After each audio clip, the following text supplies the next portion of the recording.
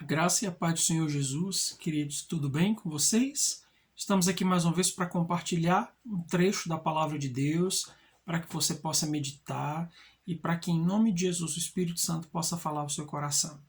Abra sua Bíblia comigo no Evangelho segundo Mateus, capítulo de número 6. Mateus 9, versos 35, 36 e 37. Mateus 9, do 35 ao 37. Diz assim o texto: E percorria Jesus todas as cidades e povoados, ensinando nas sinagogas, pregando o evangelho do reino e curando toda sorte de doenças e enfermidades. Vendo ele as multidões, compadeceu-se delas, porque estavam aflitas e exaustas, como ovelhas que não têm pastor. E então se dirigiu a seus discípulos: A seara, na verdade, é grande, mas os trabalhadores são poucos. Verso 38. Rogai, pois, ao Senhor da seara para que mande trabalhadores para a sua seara. Amém? Amados, esse texto é um texto bem interessante da palavra de Deus, porque é um trecho que mostra o ministério de Jesus. A Bíblia diz que Jesus percorria todas as cidades e povoados, ensinando, curando, pregando a palavra de Deus para todos aqueles povos. E a Bíblia diz que a visão que ele tinha, a maneira como ele enxergava aquelas pessoas, elas eram como ovelhas sem pastor. E elas estavam aflitas e exaustas. Em outra versão diz que elas estavam cansadas e desgarradas. Amados, essa visão que Jesus tinha das pessoas, a maneira como ele enxergava aquelas pessoas como ovelhas sem pastor, cansadas, aflitas, desgarradas, exaustas, é uma visão muito viva para os nossos dias de hoje.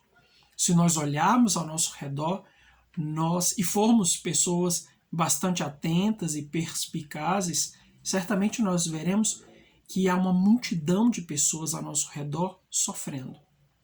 O sofrimento é uma das verdades mais cruéis e mais visíveis no nosso entorno. Isso é interessante porque as pessoas a cada dia elas estão sofrendo, estão passando por situações difíceis, quer sejam nas suas casas, quer sejam na vida financeira, no trabalho, na criação dos filhos, nos relacionamentos conjugais, em tantos aspectos, nós conseguimos enxergar sofrimento hoje. E aí é uma pergunta que urge no nosso coração, que é: qual é o papel da igreja diante desse sofrimento? Qual é o papel, qual é o ministério da igreja diante das multidões? Aí nós enxergamos aqui. Se você não sabe, nós estamos no mês de setembro, que é o Setembro Amarelo, que é o mês alusivo à prevenção do suicídio. A título de informação, nós temos, segundo os dados estatísticos, que a cada 4 segundos alguém tenta suicídio no mundo todo. E a cada 40 segundos alguém morre por suicídio.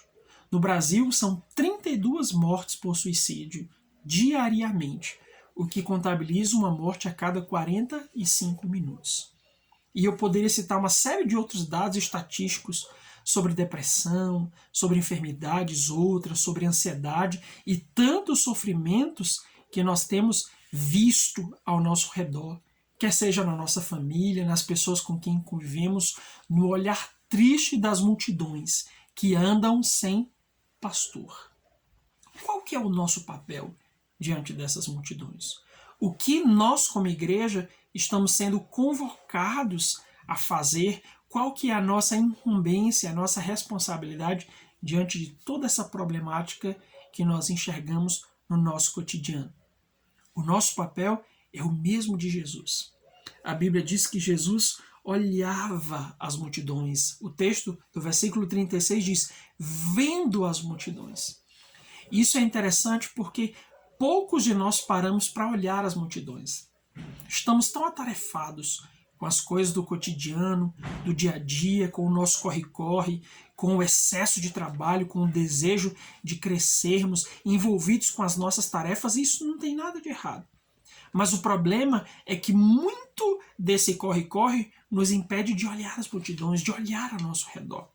Se você parar para pensar hoje, as pessoas com quem você convive, quantas delas estão em sofrimento? Quantas delas são como aquelas ovelhas que estão desgarradas, sem pastor, cansadas, aflitas, enfermas, talvez enfermas fisicamente, enfermas emocionalmente, passando por diversas tribulações e não tem qualquer perspectiva ou esperança. O nosso primeiro papel é olhar, é enxergar essa multidão. Eu quero desafiar você a olhar a multidão que está ao seu redor, talvez no seu trabalho, dentro da sua própria casa, aí onde você mora, porque nós, muitas vezes, fechamos os nossos olhos para essa multidão. O segundo ponto importante que nós vemos no texto é que Jesus ele tinha compaixão. Ele se compadecia das multidões. E esse é outro ponto interessante porque muitas vezes o nosso coração está completamente indiferente. Talvez você até consiga enxergar as multidões ao seu redor, perceber o sofrimento e a necessidade delas. Mas o nosso coração às vezes está impassível, completamente impassível. Nosso coração está indiferente à situação das pessoas. Parece que não nos diz respeito. Parece que não nos cabe fazer absolutamente nada. Mas a Bíblia diz que quando Jesus olhava para aquelas multidões, ele sentia compaixão delas. Ele sentia uma urgência no seu coração em fazer alguma coisa significativa na vida daquelas pessoas. Essa deve ser a mesma urgência no nosso coração. Precisamos nos compadecer. Precisamos orar a Deus por um coração de ceifeiros. É isso que ele diz. A seara é grande, mas poucos são ceifeiros. O ceifeiro, ele tem esse entendimento da urgência da seara. Ele sabe que seu trabalho é cegar. Então, o nosso trabalho é exatamente esse. Nós precisamos pedir a Deus um coração compassivo, não um coração indiferente, que não enxerga, ou um coração que enxerga, mas que não se mexe, que não se movimenta na direção dessas multidões. E eu digo para você, é muito fácil a gente passar despercebido. É muito fácil o nosso coração se ocupar de tantas coisas e de repente a gente esquecer da nossa missão. A gente simplesmente não mais se compadecer daqueles que sofrem.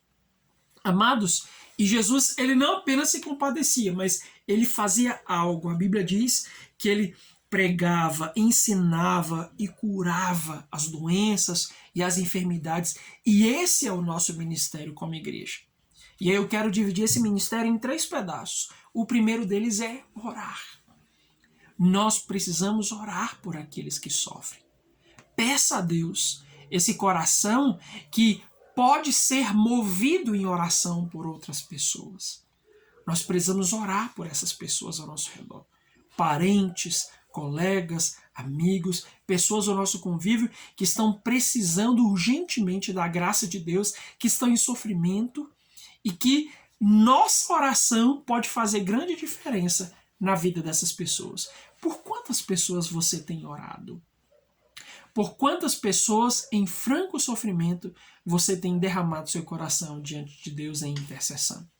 Então, nós precisamos orar pelas multidões que sofrem.